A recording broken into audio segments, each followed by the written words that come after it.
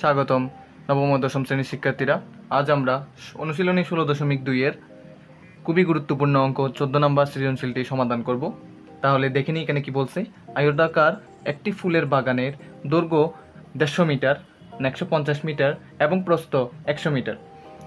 বাগানটিকে পরিচর্যা করার জন্য ঠিক মাঝ দিয়ে 3 মিটার চওড়া দৈর্ঘ্য ও প্রস্থ বরাবর রাস্তা আছে। উপরের তথ্যটি চিত্রের সাহায্যে সংক্ষিপ্ত বর্ণনা করো।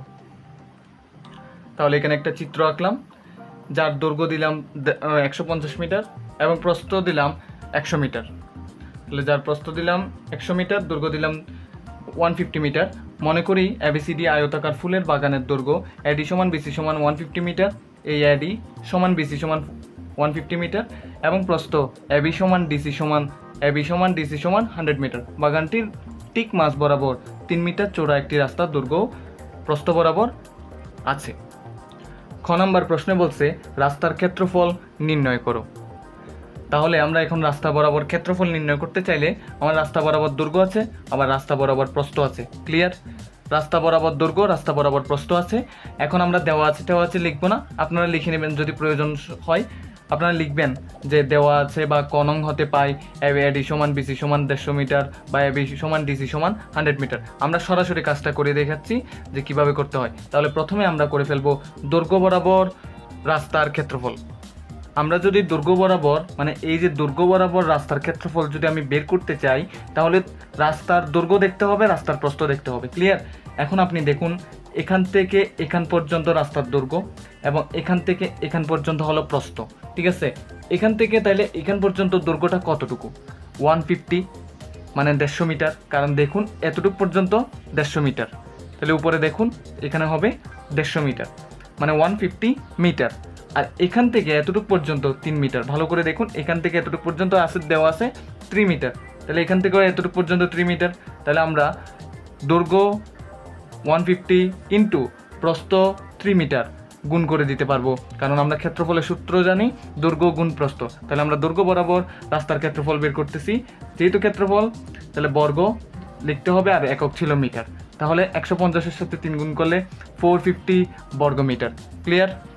এখন করব প্রস্থ বরাবর রাস্তার ক্ষেত্রফল। প্রস্থ বরাবর রাস্তার ক্ষেত্রফল বলতে এখান থেকে এতটুকু পর্যন্ত, কারণ আমাদের প্রস্থ জানা আছে এখান থেকে এতটুকু পর্যন্ত। ক্লিয়ার? তো এখান থেকে এতটুকু পর্যন্ত যদি প্রস্থ হয়, এখান থেকে এতটুকুর দূরত্বটা কত? এখন এই দিকে চিন্তা করবেন, এটা হলো দৈর্ঘ্য, এটা হলো প্রস্থ। ঠিক আছে? তাহলে এটারও দৈর্ঘ্য প্রস্থ গুণ করবেন। তাহলে এটার দৈর্ঘ্য কত? এতটুকুর অংশটা কত? এখানে আগেই বলছি মাঝ বরাবর 3 মিটার চওড়া একটা রাস্তা গেছে। তার মানে এতটুকু অংশ, মানে এইখান থেকে এতটুকু পর্যন্ত অংশ হল 3, আর এখান থেকে এতটুকু অংশ পর্যন্ত এটা কিভাবে জানবো?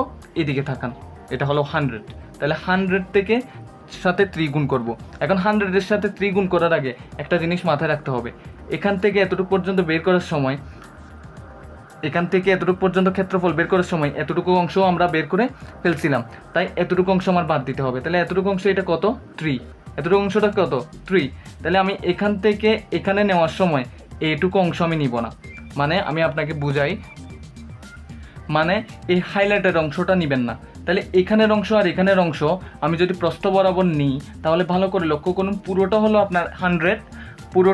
আপনার 100, তার থেকে মাঝখানের অংশটা কতটুকু? 3। 100 থেকে যদি আমি 3 বিয়োগ করি, 100 থেকে যদি আমি 3 বিয়োগ করি, তারপর এর প্রস্থ কি আছে, মানে দৈর্ঘ্য কি আছে? এটা তো প্রস্থ, তাহলে এটার দৈর্ঘ্য কি আছে? 3 আছে। তাহলে 3টা আমি গুণ করে দিলেই হয়ে গেল। ক্লিয়ার? এটা 3টা গুণ করে দিলেই আমার বর্গ মিটার লিখলেই কাজ শেষ হয়ে যাচ্ছে। এখন যদি আমরা কাজটা সমাধান করতে যাই, তাহলে দেখব, তাহলে আমরা পাচ্ছি এখানে 100 থেকে 3 গেলে 97 ইন্টু 3 বর্গ মিটার, ডট দিয়ে রাখি। তাহলে এটা গুণ করলে হয় 291 বর্গ মিটার। এখন দৈর্ঘ্য বরাবর রাস্তার ক্ষেত্রফল এবং প্রস্থ বরাবর রাস্তার ক্ষেত্রফলকে যদি আমি যোগ করে দিই, তাহলে বরাবর রাস্তার ক্ষেত্রফলটা আমরা পেয়ে যাব। তাহলে সুতরাং রাস্তার ক্ষেত্রফল কত সহজে হয়ে গেল। কিন্তু আপনি গাইড দেখবেন, কিন্তু এটা আপনার অনেক বড় লম্বা কাজ করতে হবে।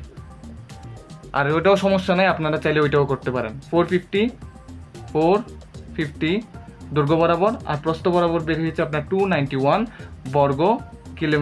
বর্গ মিটার। তাহলে এটা দুইটা যোগ করলে 741 বর্গ মিটার আমরা উত্তর পাচ্ছি। ক্লিয়ার? তাহলে আমাদের রাস্তার ক্ষেত্রফল বের হয়ে গেল। গ নম্বরে বলা হয়েছে রাস্তাটি পাকা করতে 25 সেন্টিমিটার দৈর্ঘ্য এবং 12.5 সেন্টিমিটার প্রস্থ বিশিষ্ট কয়টি ইটের প্রয়োজন হবে? তার মানে ইটের দৈর্ঘ্য এবং ইটের প্রস্থ দেওয়া আছে, কিসের এককে দেওয়া আছে? সেন্টিমিটার এককে। তাহলে আমার যদি ক্ষেত্রফল নির্ণয় করতে হয়, এই ইটের ক্ষেত্রফল নির্ণয় করতে হলে এখানে দেখুন কিসে আছে, আমরা এতক্ষণ কিসে করে আসছি? মিটারে করে আসছি। তাহলে এটাকেও আমার মিটারে নিয়ে যাইতে হবে। তাহলে এই দুইটাকে আমরা এখন মিটারে নিয়ে যাব। তাহলে দেওয়া আছে ইটের দৈর্ঘ্য 25 সেন্টিমিটার, ইটের প্রস্থ 12.5 সেন্টিমিটার। এটাকে আমরা মিটারে পরিণত করব। যদি মিটারে করতে চাই, আমরা জানি 100 সেন্টিমিটার সমান 1 মিটার।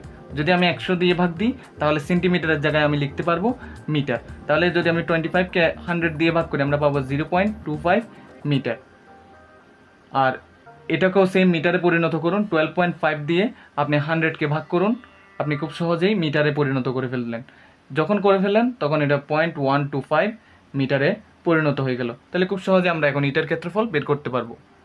তাহলে আমরা যখন ইটের ক্ষেত্রফল বের করব, তার দৈর্ঘ্য আর প্রস্থ গুণ করলেই হবে। তাহলে দৈর্ঘ্য আছে 0.25 এবং প্রস্থ গুণ দিব, এটা কিন্তু কাটা। প্রস্থ আছে আপনার 0.125 বর্গমিটার হয়ে যাবে।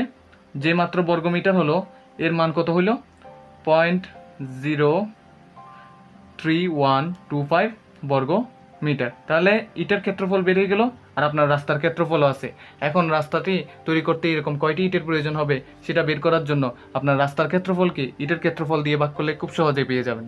তাহলে রাস্তাটি পাকা করতে আপনার ইটের প্রয়োজন, রাস্তার ক্ষেত্রফল দেন। রাস্তার ক্ষেত্রফল আছে 741, তার সাথে ইটের ক্ষেত্রফল দেন 0.03125 টি লেখেন বাইরে। তাহলে যখন দিলেন তখন এটা বের হবে আপনার 23712 টি, মানে 23,712টি ইট আপনার প্রয়োজন ওই রাস্তাটা পাকা করতে।